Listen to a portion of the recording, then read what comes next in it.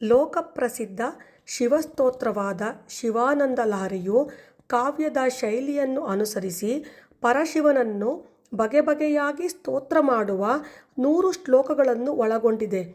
ಇಲ್ಲಿ ಶಬ್ದಾಲಂಕಾರಗಳಿಂದಲೂ ಅರ್ಥಾಲಂಕಾರಗಳಿಂದಲೂ ಪುರಾಣೇತಿಹಾಸಾದಿ ನಿದರ್ಶನಗಳಿಂದಲೂ ವಿನೂತನ ಕಲ್ಪನಾದಿ ವಿಲಾಸಗಳಿಂದಲೂ ಕೂಡಿರುವ ಕವಿತೆಗಳನ್ನು ಕಾಣಬಹುದು.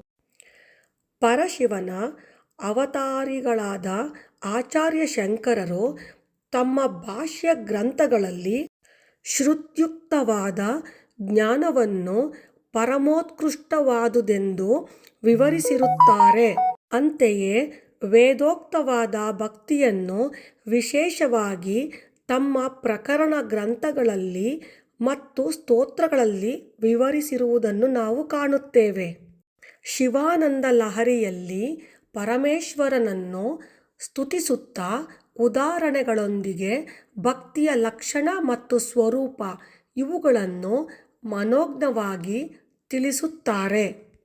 ಕಲಾಭ್ಯಾಂ ಚೂಡಾಲಂಕೃತ ಶಶಿಕಲಾಭ್ಯಾಂ ನಿಜತಪಃ ಫಲಾಭ್ಯಾಂ ಭಕ್ತೇಷು ಪ್ರಕಟಿತಫಲಾಭ್ಯಾಂ ಭವತು ಮೇ ಶಿವಾಭ್ಯಾಮಸ್ತೋಕತ್ರಿಭುವನ ಶಿವಾಭ್ಯಾಂ ಹೃದಿ ಪುನರ್ ಭವಾಭ್ಯಾಮಾನಂದಸ್ಫುರದನುಭವಾಭ್ಯಾಂ ನತಿರಿಯಂ.